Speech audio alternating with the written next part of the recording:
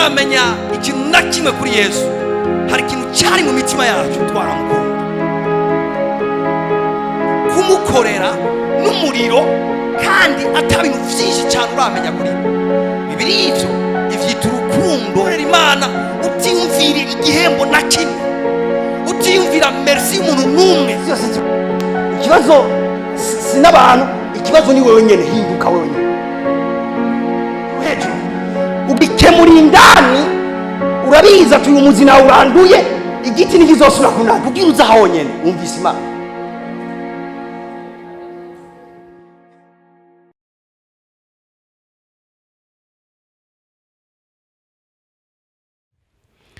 Amen. Nagomba dufata umwanya wo gusangira ikigwa gishasha. Tugize bisiko turaganira.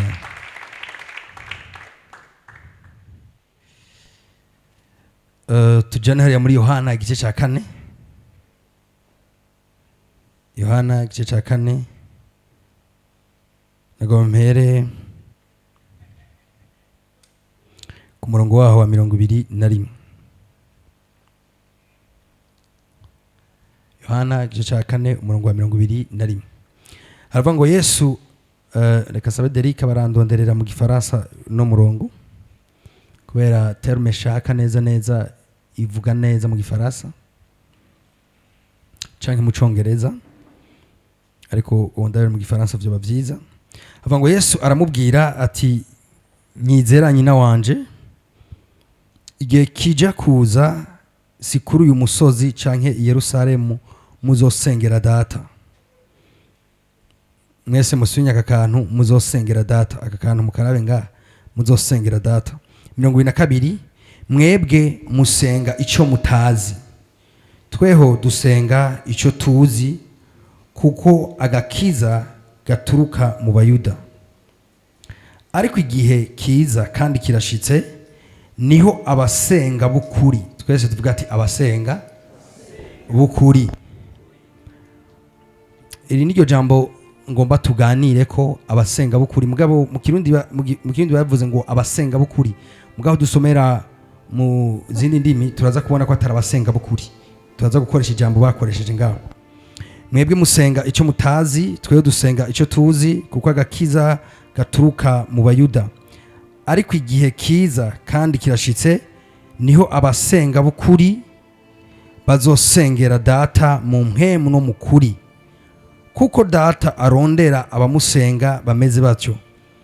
Imana ni mpemu, kandi abayisenga bakwiye kuyisenga mu mpemu no mu kuri. 24 sinja kuyishikira no munsi, mugabo no munsi ndaza guhagarara cyane kuri 23 na 22. Reka usomere kuva kuri 21. Femme, lui dit Jésus, crois-moi, l'heure vient où ce ne sera ni sur cette montagne ni à Jérusalem que vous adorerez le Père. Vous adorez ce que vous ne connaissez pas. Nous adorons ce que nous connaissons, car le salut vient des Juifs. Mais l'heure vient, et elle est déjà venue. Ahantu bavuga gusenga murumva ko ariko bakoresha ijambo adore. Muravyumva? Bakoresha ijambo adore. Donc muca mwumva ko iyo bavuze gusenga na adore biratandukanye. Praise God. Twokoresha ijambo vuga ngo abahimbaza data. Muragitahura? Abahimbaza data, abadoha data.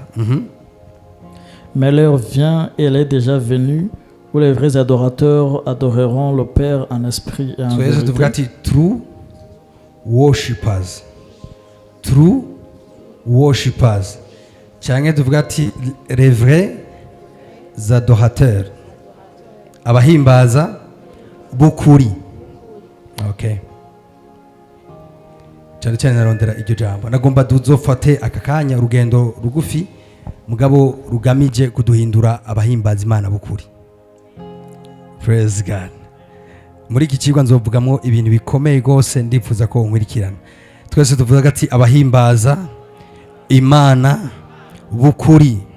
Abahimbaza Imana bukuri. Abahimbaza Imana bukuri. Ndifuza ko tworangiza iki kigwa uri umuntu ahimbaza Imana ukuri. Uhimbaza Imana by'ukuri. haleluya. Now iki kiganiro meze nk'ugisubiramo gatonyi. Yesu yagiye kwiriba hasanga umudamu hama amusaba amazi, amusavye amazi. Bibiri tubwira ngo yari umusamariyakazi, hama baranenana, hama aho nyine bahururiye ikiganiro. Muri icyo kiganiro byagiye kurangira Yesu atawe kumubwira ibyiwe. Mugabo uyu mudamu acintroduza ikintu gikomeye cyane, amubwira ati ba sokuru batubwiye ko dukwiye gusengera Imana kuri uno musozi. Mani majambo ba sokuru batubwiye ko dukwiye guhimbariza Imana kuri uno musozi. Atariko mweho muvuga ko ikwiye guhimbarizwa i Yerusalemu. Hama Yesu aca muri ayo majambo nyene aca kuramwo ikintu gikomeye shaka ko tuganira. Aca mubwira ngo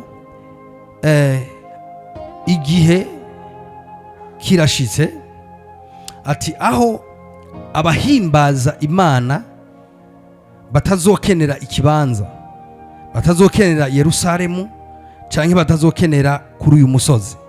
Ati ahubwo abahimbaza Imana bukuri bayihimbaza mu mpemu no mukuri.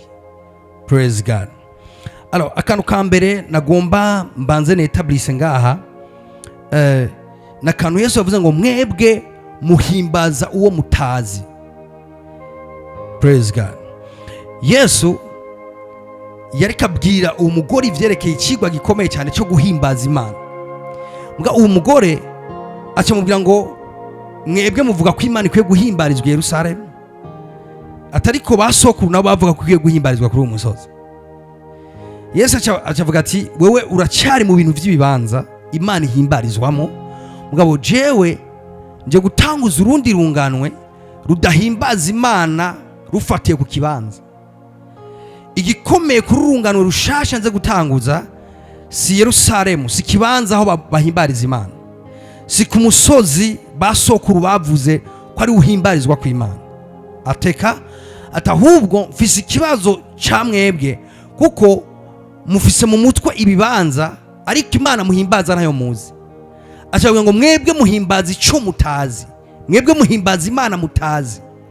Yesu acatangura kumera nk'umuntu amubwira ati mu bisanzwe aho wagaze mu guhimbaza Imana si wakomeye, ahubwo comprehension ufise y'Imana ni ikomeye. Kuburi Yerusalemu cyangwa kuburi ku musozi si cyo gikomeye, mugabo eske Imana uhimbaza urayizi, Imana iko ratazira urayizi. Acatangura kwerekana uburemerezi bwo guhimbaza ko budahagaze mu kibanza duhimbariza mu Imana, uburemerezi bwo guhimbaza ko budahagaze ku ndirimbo cyangwa ku majambo meza dukoresha mu guhimbaza Imana, ahubwo yerekana ko uburemerezi bwo guhimbaza bufatanye na revelation y'Imana uri kurahimbaza. Bano Imana agomba ndasubiremo ndagatsimbataze nko Yesu yakavuze, guhimbaza Imana impact bigira mu buzima bwacu nifatanye n'ivyo turiko turagira mu guhimbaza Imana. Ushoboye gutamba ntibigire impact, ushoboye kuvuga amajambo menshi meza mbwa ntibigire impact, ushoboye mbere kucuraranga n'ibicurango bikomeye mbwa ntibigire impact. Yesu yabakondanye ikintu kimwe, yababwiye ati mwebwe muhimbaza Imana mutazi, mutazi riyo mutazi. Finalement umuntu atanguye guhimbaza Imana adafite revelation y'Imana agomba himbaza Imana nabi. Guhimbaza Imana bitangura no kuyishurirwa. Haleluya. Umuntu ahimbaza Imana neza n'umuntu afite revelation nziza y'Imana, n'umuntu afite gutahura ubumenyi bwiza bw'Imana. Umuntu amaze guhishurirwa Imana neza, uwo muntu peu ingene yokoma amashi, ingene yotamba, ivyo yogira, ivyo bintu Imana iravyakira kandi ikavyemera kandi bikagira impact mu buzima bwiwe. Gituma abantu benshi bahimbaza Imana ntibigire impact mu buzima bwabo, bahimbaza Imana batazi. Finalement ivyereke guhimbaza Imana bitangurana no kubuza Imana, kumenya Imana bitangurana no kuba warayishuriwe Kristo n'igikorwa ciwe hamukamwakira. Haleluya. Bano Imana Bibiliya itubwira ngo nta muntu n'umwe azi data kiretse umwishuriwe n'umwana. Mu yandi majambo, data kugira umumenye n'umwana mu guhishurira. byumvikana ngo ni muri Kristo Yesu duhishurirwa data, ni muri Kristo Yesu tumenya ubunini bw'Imana, tumenya urukundo rw'Imana, tumenya imbabazi z'Imana, tumenya kameremere k'Imana. Bibiri ivuga mu Heburayo 1:3 ivuga ngo niwe shusho y'Imana itaboneka, niwe gukayangana kubwiza bwayo. Mu yandi majambo, Kristo niwe yayimenyekanishije, niwe yaje kumenyekanisha data hano mu isi. Vyumvikana ko guhimbaza Imana kukuri kurafatanye n'ingene wahuye na Kristo, kurafatanye n'ingene wamenye Kristo. Utazi Kristo ntushoboye guhimbaza Imana. Nico gituma abapagani ntibashoboye guhimbaza Imana neza. Barashoboye kuvuza umuziki, barashoboye gutamba, mbwa ntibashoboye kwadoha Imana. Haleluya! Umuntu atarahura na Kristo, umuntu atarayishurirwa na Kristo, umuntu atarakira Kristo, uwo muntu ashoboye kwadoha Imana neza. Kubera iki? Ni kubera Yesu yakondanye abayuda ababwira ngo mwebwe muhimbaza icyo mutazi, mwebwe mutazi uwo mutazi. Kubw'iyomvo mwitwararika ibibanza byo muhimbariza mw'Imana, mugabo nimwitwararike mbego duhimbaza ninde. Abantu bahuye na Kristo mumbwire amen. Abantu mwayishuye Kristo mumbwire amen.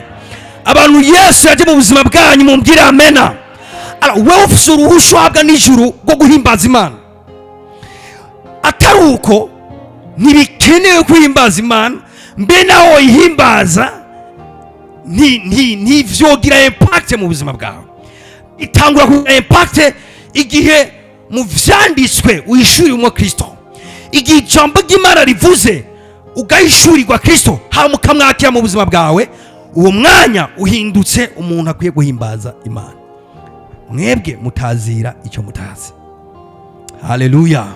Abwira ngo mwebwe mutazira icyo mutazi, ariko tweho tutazira icyo tuzi. Ni ikintu gikomeye cyane gutazira icyo uzi, bigira impact nini cyane gutazira icyo uzi. Mugabo nugutakaza umwanya gutazira utazi, nukuruhira ubusa gutazira utazi. Na impact bifise, nta n'amarezo itabizana igihe gutazira umuntu udafitiye revelation yiwe Kristo. Alors Yesu yavuze ngo je na data turi umwe, uwumbonye ababonye data. Mu yandi majambo, igihe wabona Kristo n'igikorwa ciwe, mwibuke ingene twakijijwe. Mu gukizwa amaso yacu yarahumuse, turabona igikorwa ca Kristo, duhishurirwa Kristo n'urukundo rwiwe, hama turamwakira. Nta muntu n'umwe yakirirwa adaciye muri iyo nzira. Umuntu wese ataciye muri iyo nzira birivuga ngo yameneye handi. Umuntu yaciye mu muryango w'irembo ry'intama n'umuntu yahishuriwe Kristo, hama aca yubakira kuri we, aramwakira. Mu yandi majambo, uwo rero uwo arafise intambuko ya mbere, aremerewe guhimbaza Imana. Mugabo icya kabiri ngomba ko tujyako, kumenya Imana rero ntibigarukira mu kwakira Kristo, niwe bitangurira mugaso bigarukira. Kumenya Imana ni igikorwa kibandanya. Amen.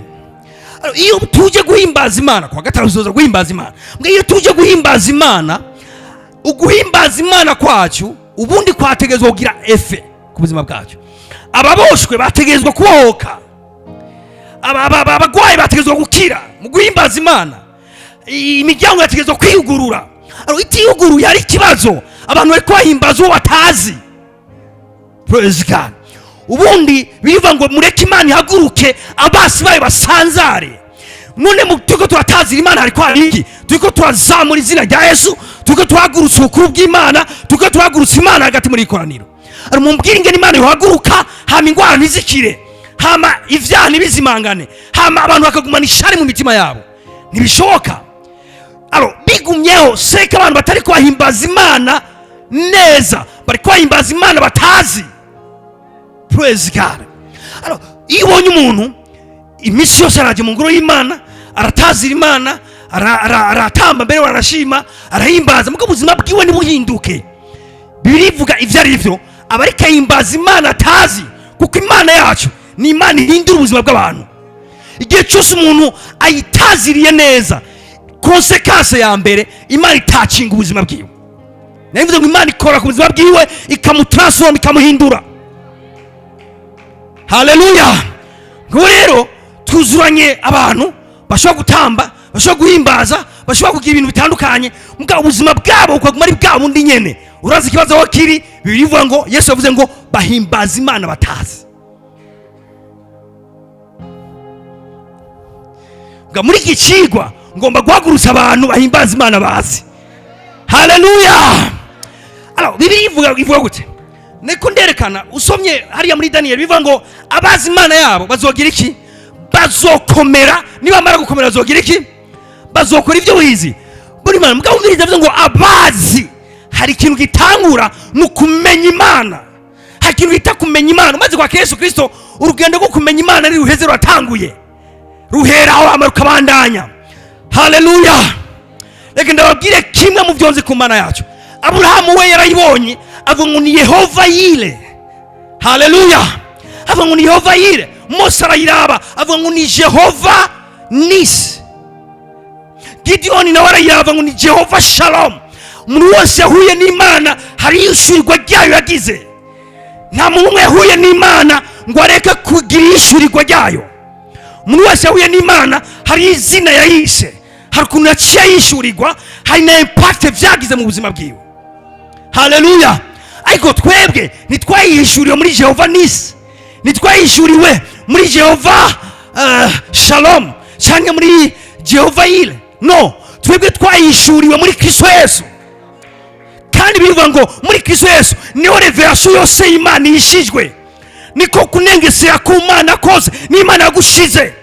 Aro nimba Aburahamu yahuye n'Imana ubuzima bwe bugahinduka, ahuye na Yehova Nisi na Yehova Yire, vyumvikana ngo twebwe ubuzima bwacu bwari guhinduka cyane kuko twagize ishurirwa ya totalite yose y'Imana. Haleluya!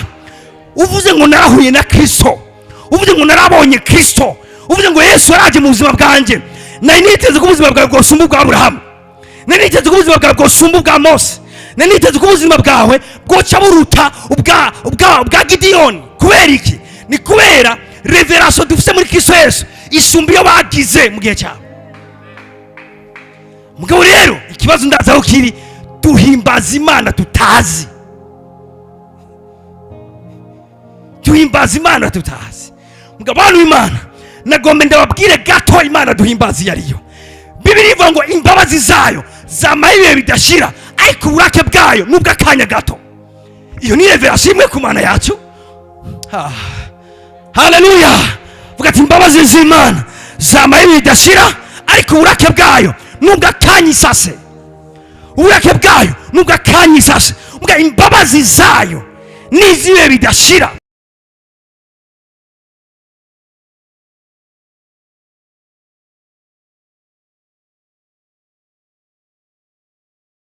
Izo zigutera kujana nawe mu buzima bwawe bwa misi yose.